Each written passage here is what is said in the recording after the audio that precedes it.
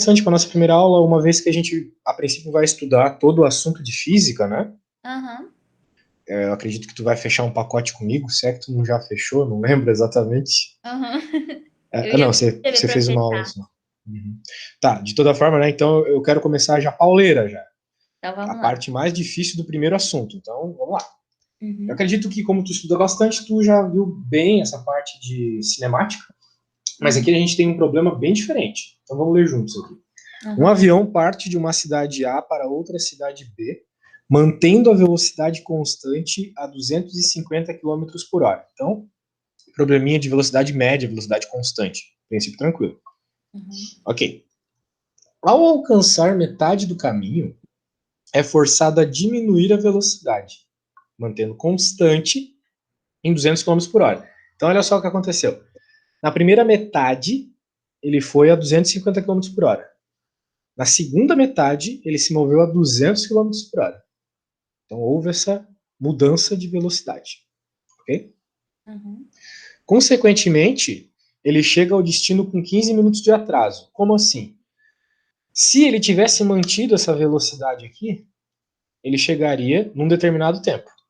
Uhum. Mas como metade do trajeto foi nessa velocidade e outra metade nesse, ele chegou 15 minutos a mais do que ele chegaria se mantesse essa velocidade alta constante. Ok? Uhum. Muito bem. Considerando que o tempo de mudança de velocidade é desprezível, ou seja, não vai ter aceleração aqui, vai ser um problema só de velocidades constantes, tá? Por Uhum. mais que haja essa mudança, a gente vai considerar num momento com velocidade constante, no outro momento com velocidade constante. Não teve uma alteração devido à aceleração que fez ele sair de 250 para 200. Foi instantâneo, beleza? Aí, Tudo bem? tudo bem?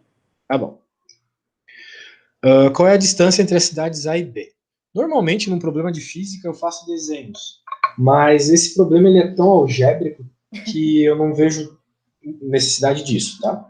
Ele vai usar Situação... aquela fórmula do sorvete, né? Não, Não usa? não. Só vai usar. Bem, depende do que tu entende por forma de sorvete, mas eu vou utilizar só a equação da velocidade média. Tá. Porque velocidade constante e média, no Porque contexto aqui é a mesma coisa. não tá falando de posição, né? Exato, a posição não importa, o que importa é o deslocamento só. Ah, não entendi. Isso. Mas antes de mais nada, né? Quando a gente vai resolver um problema de física, principalmente um difícil como esse, a gente tem que indicar o que o problema está pedindo, uma vez que, né, vai ter muitas incógnitas, muitas coisas aqui. Então, o que o problema está pedindo é a distância entre as duas cidades, que eu vou chamar de delta S, tá bom? Uhum. Ok. Veja que não é simplesmente jogar numa equação. Eu não tenho a velocidade específica e o tempo específico, ele não fala basicamente nada de tempo aqui, então não dá para eu simplesmente jogar na equação da velocidade média. É, delta S por delta T, né? Não dá. Mas é princípio com ela que a gente vai resolver. Agora, antes de mais nada, eu quero já deixar um aviso, eu vou deixar em vermelho, para que tu nunca erre isso, pelo amor de Deus. Um aluno meu não pode dizer que errou isso na vida. É o seguinte, a velocidade média não é a média das velocidades. Eu pensei isso. Já pensou em somar e dividir por dois, né? É. Não, não faça isso, pelo amor de Deus, não me faz chorar aqui no meio da aula. Ai, ai. Não se faz isso. A velocidade média não é a média das velocidades. E até por isso eu proponho para os físicos do mundo que eles mudem esse nome, porque É, porque é confunde muito a feio. cabeça. Né? E Confunde é muito a mesmo. cabeça. Porque não é a média das velocidades. É Então, o quê? você vai ter que fazer outro cálculo. E o cálculo, ele sempre se baseia nessa relação aqui. Que uma velocidade que você quer é o trajeto que você fez com essa velocidade dividido pelo tempo que você manteve essa velocidade. Só que Uhum. aqui a gente tem várias situações acontecendo. Devido a isso, eu vou colocar cada uma de uma cor para que fique mais claro, tá? Para que você não se perca no caminho, tá bom? Então eu vou até Aham. fazer o seguinte, eu vou reduzir isso aqui para ficar mais bonito no Paint, ficar enxergando melhor. Ok, ok. Deixa eu ver. Aqui, agora sim. Beleza. Então, quais são as equações que eu vou colocar aqui? As que representam fenômenos que estão ocorrendo aqui nesse programa. A primeira, ele cita o seguinte, que nesse primeiro trajeto, ele ficou a 250 km por hora. Ele fez metade, olha só, metade do caminho ele fez a 250 km por hora e a outra metade a 200, ok? Entendido. Então, a primeira equação que eu vou colocar é a seguinte, tendo em vista que você sabe bem isso aqui, eu vou colocar então que 250 é igual a ΔS sobre 2, uma vez que ΔS é o que a gente quer e é a distância entre as cidades, dando metade dessa distância, ou seja, ΔS sobre 2, num tempo que eu não sei qual foi. Eu não sei o tempo. Eu Então, sei. deixa eu Digo, só ver aqui. Ah, não, tá, entendido. tá? Só colocando dados que estão ali no enunciado. Metade foi a 250 km por hora, por isso Aham. ΔS sobre 2, um tempo que eu não conheço que é ΔT1. Uhum. Agora vamos para a segunda informação que ele cita. Ele cita sobre ter mudado de velocidade, ou seja, ele andou a outra metade do caminho a 200 km por hora, certo? Aham. Então, 250, nossa, corri 5, 200, desculpa, que bom que eu errei. 200 é igual a ΔS Por 2 sobre também. 2 também, exato. Só que o tempo que vai aqui embaixo já é outro tempo. Porque É ele demorou outro. a mais, né? Exato, é um ΔT2. Muito bem. Eu sei que esse ΔT2 é maior que ΔT1, né? Ah, É óbvio isso, aham. já que ele estava mais devagar. Entendido. Agora, vamos olhar de novo mais informações que o problema nos diz. Essa questão é difícil, tá? Eu vou até te contar um segredo. Eu dou aula no Instituto Federal Catarinense aqui, né? Ah, E eu dou aula, além de para a faculdade, eu dou aula para o pessoalzinho do primeiro ano do ensino médio também, a única turma de médio que eu tenho. Daí eu cobri essa questão na prova, e chegou no dia da correção da prova, eu não lembrava como resolvia. Daí ficou feio para mim, né? Porque é bem difícil. É bem você difícil. colocou pra sacanear, só que E acabei sendo sacaneado por mim mesmo. Olha só que maravilha. Ai, ai. Fui zoado por mim mesmo. Bem, agora eu sei, né? É aquilo que eu Agora te você falei. já Uma vez que eu aprendeu fico. com erro. Exato. Lembra que eu estava te falando no começo da aula? Quando a gente fica muito tenso, a gente aprende? Eu nunca mais Aham. esqueci como resolve essa conta. Ai, Então, é ai. isso aí. Agora, olha só. Uma outra informação que ele cita é essa dos 15 minutos aqui, ó. Né? Que se ele tivesse feito a viagem em tempo normal, ou seja, tivesse mantido os 250 km por hora, ele teria chegado com 15 minutos de antecedência, em comparação ao voo que nós tivemos com esse pequeno atraso aqui, né? Entendido. Em outras palavras, se eu... Deixa eu aumentar aqui, tá ficando pequeno. O Paint é muito flexível. Se eu tivesse mantido 250 km por hora, eu faria o ΔS num tempo ΔT.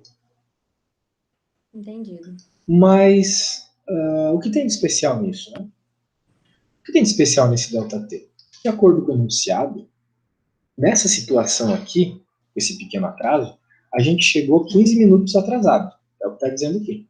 Chega ao destino com 15 minutos de atraso. Tá? Entendido. Ou seja, 15 minutos, que em horas eu posso colocar como 15 sobre 60, tá? Isso aqui é 15 minutos em horas. Entendido. Beleza?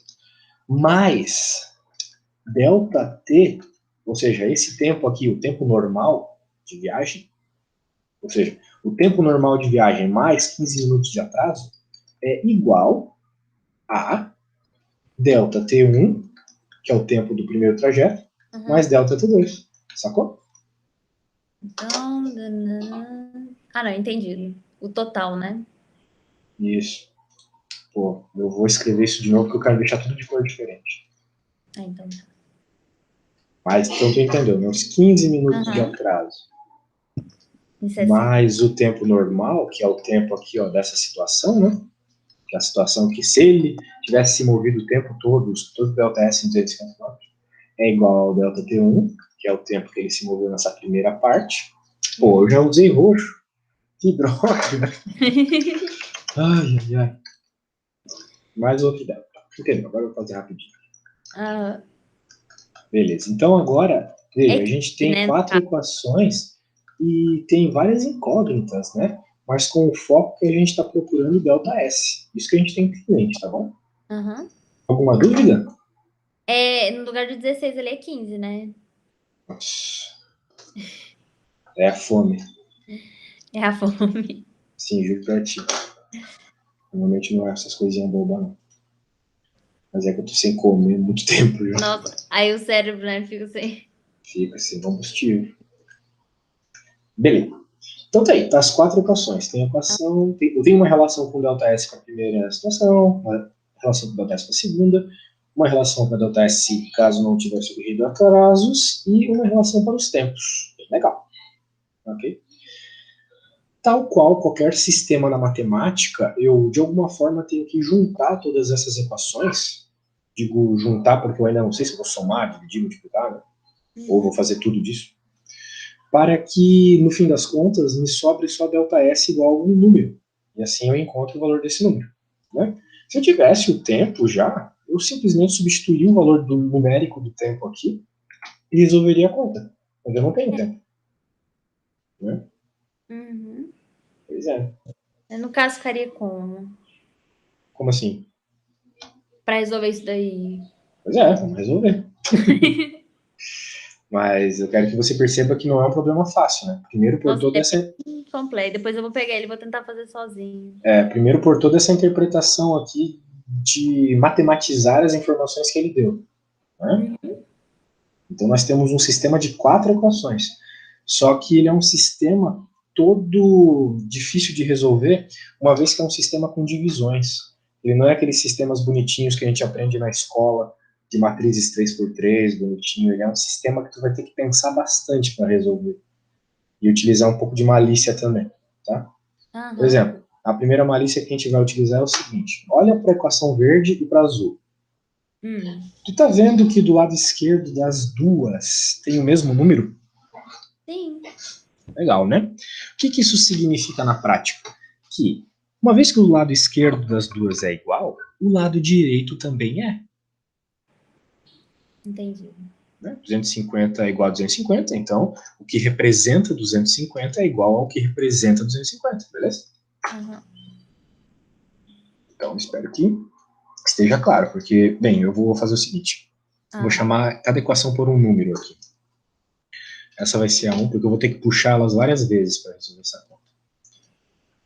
Puxar, digo, utilizar elas várias vezes.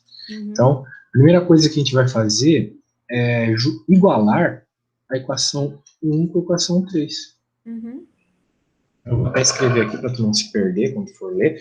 Tu não precisa copiar o que eu estou fazendo, tá? Eu vou te mandar tudo em Aham. imagem depois.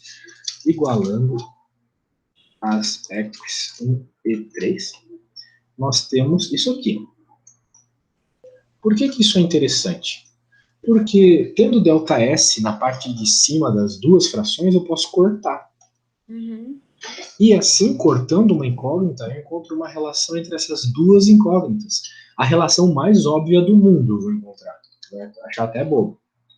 Que é Uhum. o seguinte: multiplicando cruzado, bem, eu não sei qual é a tua facilidade com esse tipo de conta.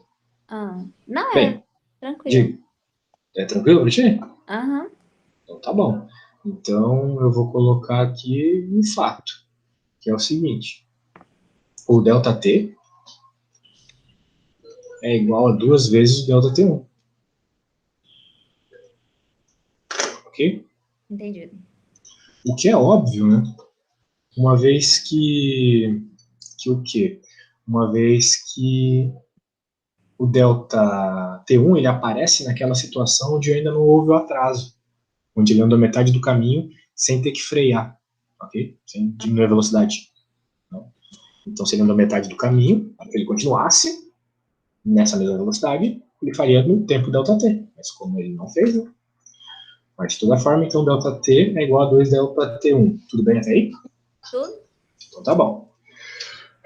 Veja então que a gente encontrou uma relação entre o tempo ΔT e o delta T1. Talvez eu consiga agora deixar todos os tempos em função de ΔT. Por quê? Porque eu tenho uma equação que envolve só tempo, olha só. Lembra dessa? Aham. Então, eu vou fazer o seguinte, eu vou escrever o ΔT2 em função de ΔT1. Então, antes de mais nada, eu vou chamar essa equação aqui de 5, que ela já é a quinta equação que aparece pra gente. E eu não, dessa vez você, porque parece muito óbvio eu fazendo. Então, eu quero que você faça alguma coisa. Eu quero que você isole ΔT2 e deixe ΔT2, esse ΔT2 aqui bonitinho, em função só de ΔT normal. Esse ΔT sem 1 aqui, o ΔT normal.